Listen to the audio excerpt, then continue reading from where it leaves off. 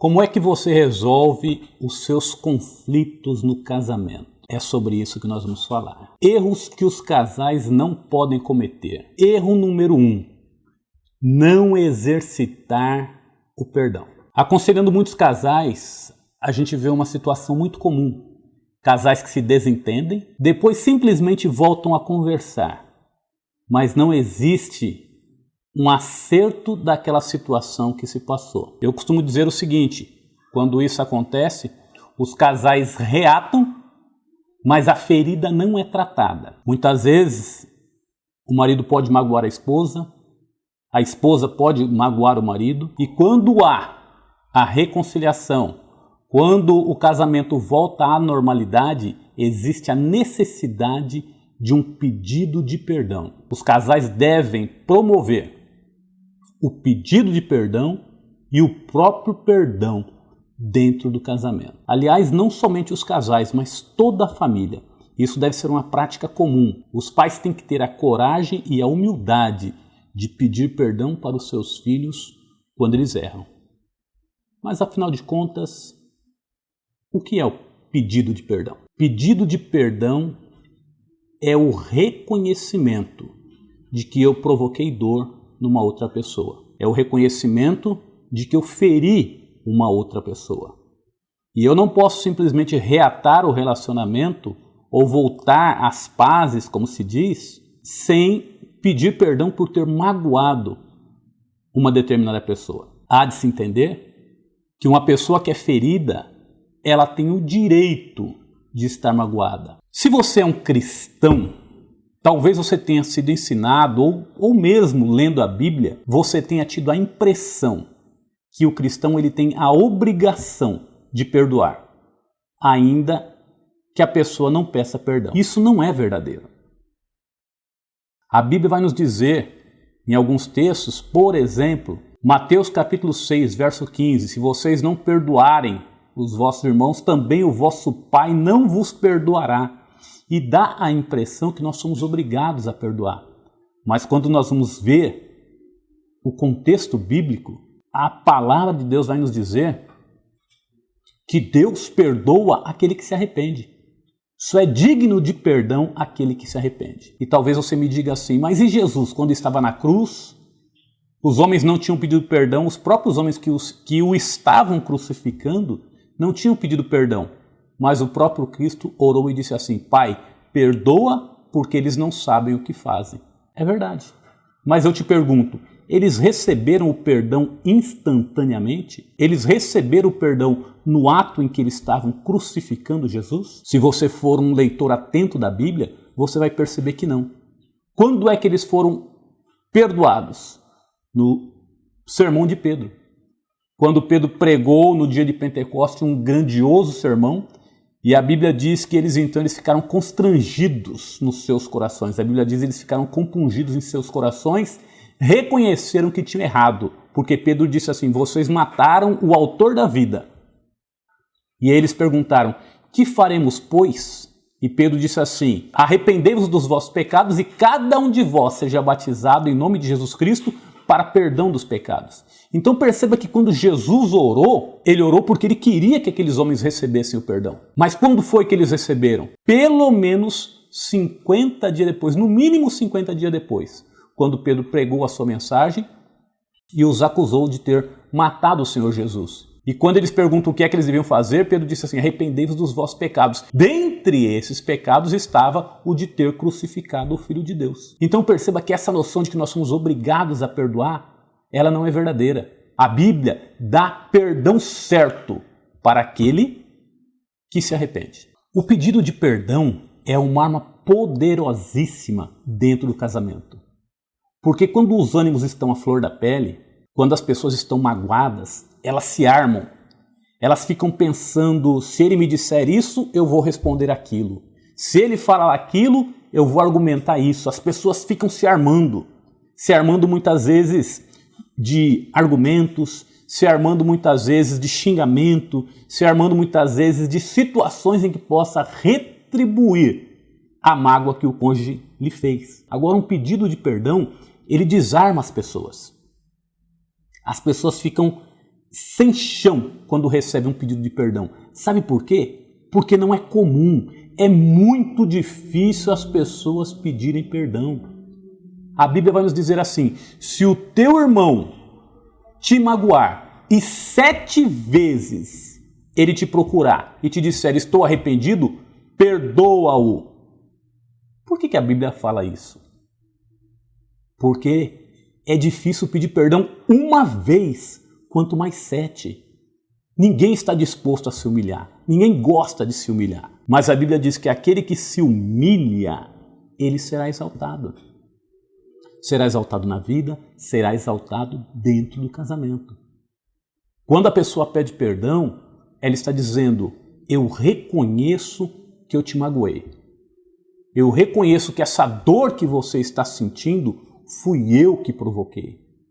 E isso tem um poder muito grande no emocional da pessoa. Quando eu peço perdão, eu estou demonstrando à pessoa ferida que eu sei que a culpa foi minha. E nós temos que entender uma coisa: pedir perdão não é sair pela tangente com palavras tais como vamos pôr uma pedra em cima disso? Vamos recomeçar? Vamos começar do zero? Isso não é pedido de perdão. Pedido de perdão é: me perdoa, eu errei, eu sei que eu te magoei e eu estou arrependido. E quanto mais específico a pessoa for, mais profundamente esse pedido de perdão surtirá efeito. E talvez você pergunte: como assim mais específico? Alguém pode dizer assim: me perdoa, eu sei que eu te magoei. E nós podemos ser mais específicos quanto a isso. Me perdoa, eu sei que eu te magoei ao ter o contato de uma pessoa que eu sei que você não gosta. Eu sei que eu te magoei ao atender um telefonema de uma pessoa que você gostaria que eu não atendesse. Eu sei que eu te magoei ao ter contatos nas minhas redes sociais com o meu ex ou com a minha ex. Isso é ser específico. Além de ser específico, nós podemos também nos comprometer a demonstrar esforço para que isso não aconteça novamente. Por exemplo, teve contato nas redes sociais com um ex e o seu cônjuge, o seu parceiro se sentiu aborrecido? O ideal é pedir perdão. Me perdoa por ter tido contato com a pessoa que eu sei que você preferia que eu não tivesse. Isso não vai acontecer mais. E qual a demonstração disso? Excluindo essa pessoa das redes sociais. Se isso fere o teu parceiro, esse é o caminho a seguir. Essa é a demonstração. Alguém pode dizer: mas isso não é radical demais? Se isso vai promover o bem-estar do meu parceiro, por que é que não poderia fazer isso? Temos que entender também que o pedido de perdão não deve vir acompanhado de justificativa. Do tipo: me perdoa, eu errei, mas também você tirou minha paciência. Isso não é pedido de perdão. Porque pedido de perdão é reconhecer que a culpa foi minha. Quando eu digo: me perdoa, eu errei, mas porque você tirou minha paciência, a culpa deixou de ser minha e eu transferi a culpa para outra pessoa. Então, pedido de perdão verdadeiro é aquele quando eu assumo o meu erro, peço perdão e me comprometo em um esforço para que isso não aconteça novamente. Se você é cristão, você já se deparou com essa situação. Nós cristãos, nós temos o hábito de pedir perdão pelos nossos pecados, pois nós reconhecemos que o sofrimento que Jesus passou na cruz foi por causa dos nossos pecados. E como cristão, constantemente nós pedimos perdão por isso. A situação é idêntica. Nós magoamos uma pessoa, a pessoa se sentiu mal por conta disso. E nós devemos pedir perdão para essa pessoa. Infelizmente, às vezes a gente aconselha casais e nem sempre a gente consegue alcançar bons resultados. Na grande maioria, sim, mas parece que os que marcam mais são aqueles onde a gente não consegue alcançar bons resultados. E nós temos aconselhado casais que tiveram problemas, que se magoaram, e muitas vezes eu aconselhei principalmente o marido, porque o marido foi a parte que tinha ofendido, e eu disse: peça perdão para tua esposa. E eles reataram e não pediu perdão, e a coisa ficou até hoje. O que vai acontecer? Na próxima briga, no próximo desentendimento, essas coisas vêm à tona. Por quê? Porque foram coisas que não foram tratadas. Nós temos aconselhado casais que pediram perdão, que se perdoaram, que choraram. E a partir de então, mesmo quando aconteceu outros desentendimentos, essas coisas não vieram à tona. Essas coisas não foram lançadas em rosto. Por quê?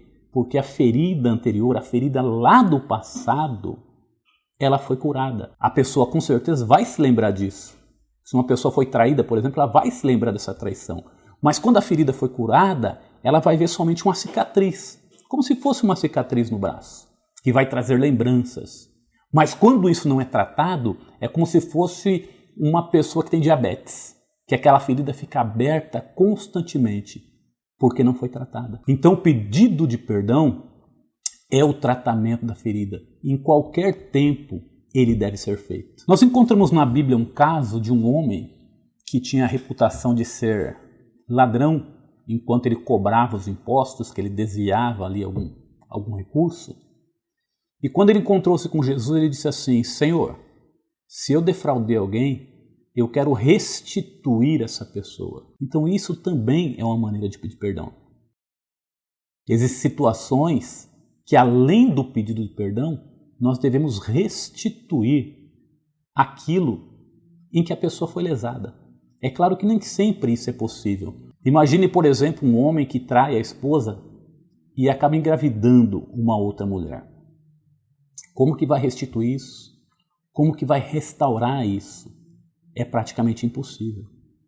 Mas existem situações nas quais é possível restaurar aquilo que se perdeu. Nesses casos, é muito aconselhável que se faça isso, porque o casamento só tem a ganhar. Muitas vezes, quando nós perguntamos aos casais: o que é que você gostaria que o teu marido dissesse ou que o teu marido fizesse? Ou a tua esposa? São recorrentes as respostas.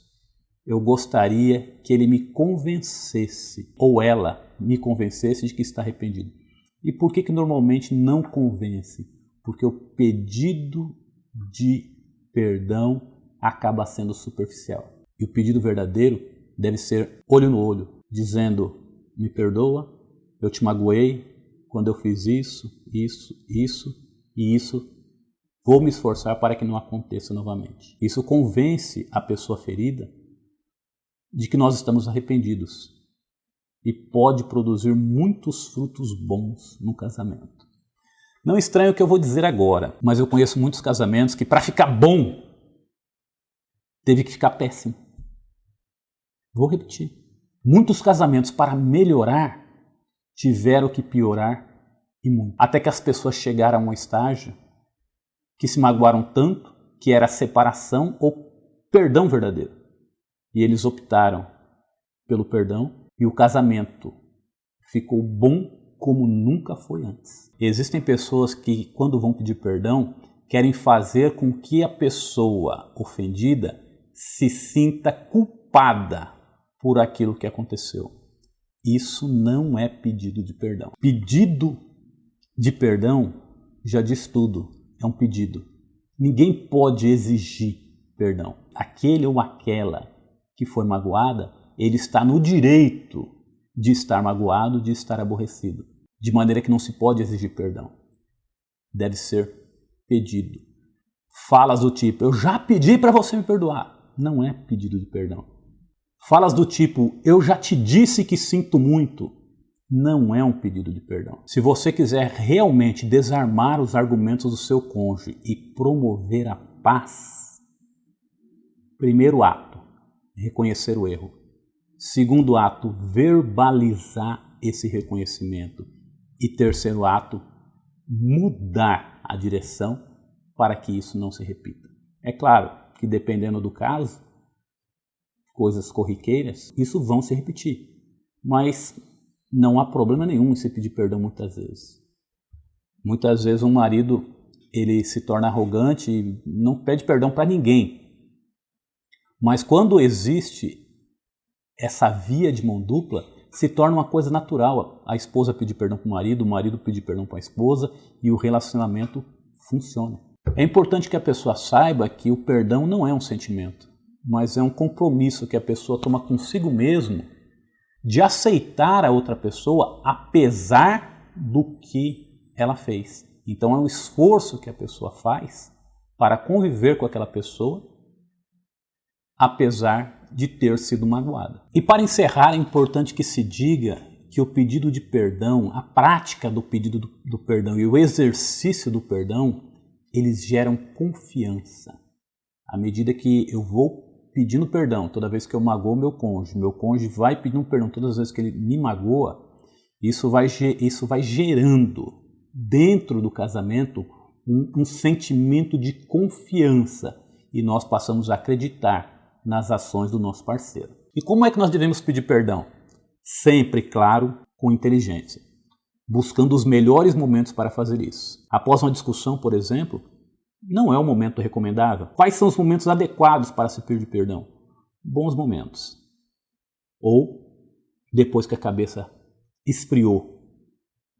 Chama o parceiro, chama o companheiro, a companheira, podemos conversar e abra a porta do diálogo com o pedido de perdão. O perdão, ele desarma qualquer pessoa. Se você gostou desse vídeo, curta, comente. Nós respondemos a todos os comentários e compartilhe. Se conhece alguém que está com problema no casamento, nós faremos aqui uma série de dicas chamadas erros que os casais não podem cometer.